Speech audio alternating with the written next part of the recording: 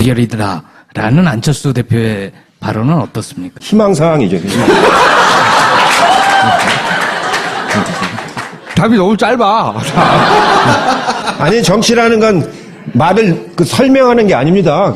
간단 명료하게 이렇게 하고서 필요하면 부연하는 것이지. 희망사항이어도 2등하면 양강 대결이었다, 뭐 이렇게 주장할 수는 있는 거 아닙니까? 그렇게 하려면 이제 자유한국당이나 바른정당이 다 포기를 해야 되는데, 그분들이 국민의당이 가능성도 지금 낮아 보이는데, 거기다가 그 사람들이 포기를 하겠습니까? 왜냐면 내년 그 지방선거가 또 1년 만에 또 돌아오는데, 그렇죠. 자기들 후보를 안 낸다는 건 당이 이제 없어지는 거나 마찬가지인데, 내년 지방선거 때 그 사람들이 어떻게 하려고요? 그렇기 때문에 당에서 대선 후보를 안 낸다고 하는 거는 모르겠어요. 제가 보기엔 이번 대선 끝나면 큰 정계 개편은 올 겁니다. 지금 자유한국당이나 저런 게 그대로 유지될 것 같지는 않고, 또 국민의당도 집권을 못하면은 이제 별로 그 의미가 없어지지 않습니까? 그렇기 때문에 이번 대선 끝나고 나면 전체적으로 큰 정계 개편이 이제 이루어질 텐데, 그 차원에서 이제 협치의 문제라든가, 맞으면 연정의 문제라든가, 이런 차원에서 생각을 해야 되는데, 사전에 인위적인 연정이라든가, 이렇게 되는 건 아니거든요. 제가 보기엔 국회 선진화법이 있어서 다수가 있어야 되는 건 사실이에요. 그러나 그 다수라고 하는 것이 뭐 꼭 180석 있어야 되는 건 아니고, 사안에 따라서 이제 서로 간에 협치를 하게 되는 그런 그 국회 운영을 이제 하게 되리라고 봅니다. 그럼 결국 대선이 이 구도대로 끝나고 나면 크게 다시 거의 양당 구도 비슷하게 갈 수도 있겠네요. 정의당은 물론 있긴 하지만. 거의 이제 양당으로 갈 가능성이 높고, 이제 개헌 논의가 시작될 거 아닙니까? 이번 이제 대선이 끝나고 나면은 각 당이 전부 내년 지방선거 때 개헌하자는 소리는 공통으로 이제 나오고 있기 때문에, 그리고 국회 개헌특위가 지금 돌아가고 있기 때문에 아마 5월 선거가 끝나고 나면은 바로 이제 하반기부터는 이제 개헌 논의가 본격적으로 이루어질 거기 때문에, 개헌 논의를 할 때 내각제로 할 거냐, 아니면 분권형 대통령제를 할 거냐, 이런 국가 권력의 형태를 어떻게 하느냐 따라서 맞으면 각 당의 흐름들이 나오기 때문에 그거에 맞춰서 전반적인 정계 개편 논의가 이루어질 가능성은 상당히 높죠. 남은 변수도 없고 이대로 가는 것이고, 그리고 자유한국당과 바른당이 단일화를 하든 말든 신경 쓸 것도 없고, 네. 그럼 앞으로 나오실 필요가 없잖아요. 스스로 실수해서 망하는 수도 있거든요. 그렇기 때문에 마지막까지 아주 예의. 근데 오늘 긴장 다 풀어주셨잖아요. 아니, 요즘에도 막 말 실수들 하지 않습니까? 네. 그 하나하나가 가랑비에 옷젖어가지고 나중에 이제 뒤집어지는 수가 생겨서, 예, 오늘도 제가 의원들하고 아까 점심을 하면서 제발 좀 말 좀 도드라지게 하지 말아라. 말 도드라지게 하다가 자꾸 화를 미치는 수가 있다. 그러고 이제 텔레비 토론 같은 거 하다가 뭐랄까 좀 이렇게 도드라진 말을 한다거나 자기가 정제되지 않은 말을 하면은 그게 이제 불씨가 돼가지고 이제 또 새로운 상황이 발생하는 수도 있고 그렇거든요. 실수를 최소화해야 되는 게 중요하군요, 지금부터는. 실수보다도 하여튼 예기치 않은 상황이 발생하지 않도록. 왜냐면 자기의 주장은 해야 되기 때문에 입장은 있어야 됩니다. 그렇다고 입장 없이 우물우물하고 그냥 그래서는 안 되고, 입장은 분명히 하되, 맞으면 큰 변수가 안 되도록 그렇게 관리를 해 나가는 게 중요한 거죠. 그러니까 제가 이제 기획본부장을 할 적에 보면은 일일이 전부 다 그날의 행동 반경하고 말씀 자료 그거를 만들어내는 것이 제일 중요한 일이고, 그대로 안 지키면 후보한테 막 뭐라고 해요. 이렇게. 혼자 즉흥적으로 말하지 말으라고. 왜냐면 그건 벌써 며칠 전부터 정리해갖고 만든 워딩인데, 즉흥적으로 말하다 보면은 잘못 전달되는 수도 있고 그렇거든요. 그때 노무현 대통령 때 맨 마지막 날 정봉준 후보가 단일화 철회했지 않습니까? 그런 수도 생긴단 말이죠. 전혀 예상치 않았는데 밤 8시에 내일이 선거인데 오늘 밤 8시에 단일화 철회한다고 해가지고 막 난리가 났었는데, 그때 우리가 한 5% 6% 이기고 있었습니다. 근데 그렇게 난리가 나는 바람에 그 다음날 아침에 출구조사를 해보니까 지고 있어요, 노무현 후보가. 네.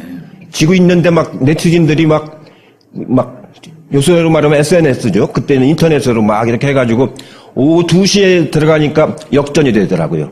나중에 이제 KT 사장한테 얘기를 들어보니까 KT 전화가 2천만 건이 19일 날 통화가 됐다고 하더라고요. 그게 선거 하루 전날도 발생하는 겁니다. 그게. 마지막까지 긴장을 놓치지 말아야 된다. 삼실입니다. 삼실.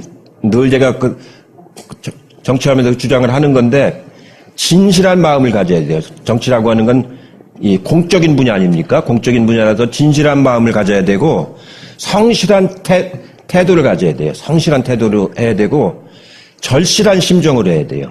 아주 절실한 심정으로.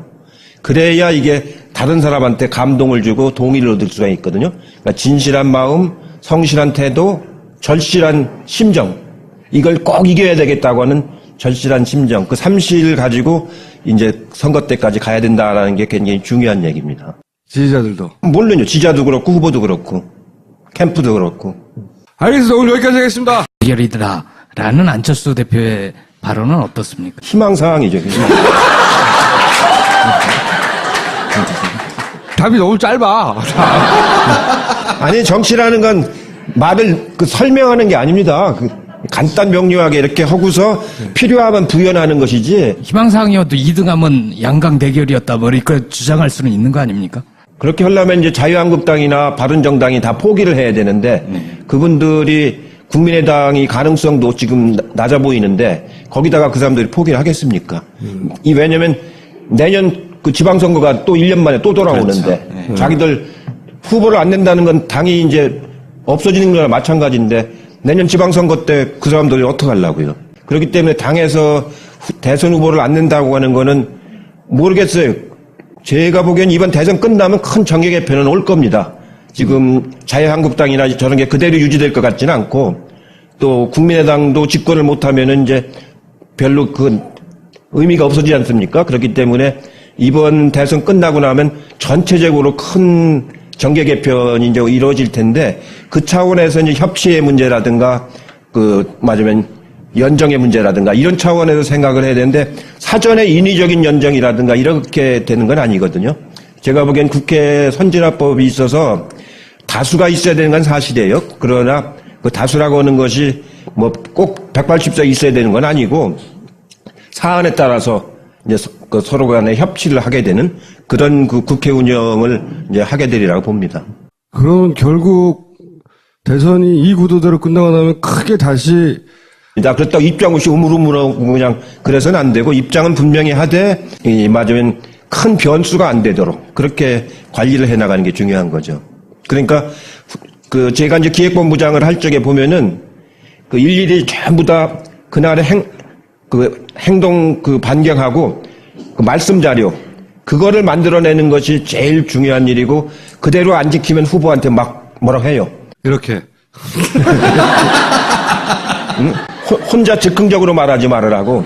왜냐면 그건 벌써 며칠 전부터 정리해갖고 만든 워딩인데 즉흥적으로 말하다 보면은 잘못 전달되는 수도 있고 그렇거든요. 그때 노무현 대통령 때 맨 마지막 날 정몽준 후보가 단일화 철회했지 않습니까? 그런 수도 생긴단 말이죠.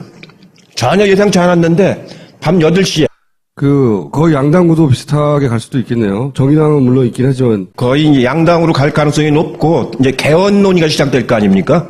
이번 이제 대선이 끝나고 나면은 각 당이 전부 내년 지방선거 때 개헌하자는 소리는 공통으로 이제 나오고 있기 때문에 그리고 국회 개헌특위가 지금 돌아가고 있기 때문에 아마 5월 선거가 끝나고 나면은 바로 이제 하반기부터는 이제 개헌 논의가 본격적으로 이루어질 거기 때문에 개헌 논의를 할 때 내각제로 할 거냐 아니면 분권형 대통령제를 할 거냐 이런 국가 권력의 형태를 어떻게 하느냐에 따라서 맞으면 각 당의 흐름들이 나오기 때문에 그거에 맞춰서 전반적인 정계 개편 논의가 이루어질 가능성 상당히 높죠. 남은 변수도 없고 이대로 가는 것이고 그리고 자유한국당과 바른당이 단일화를 하든 말든 신경 쓸 것도 없고 그럼 앞으로 나오실 필요가 없잖아요.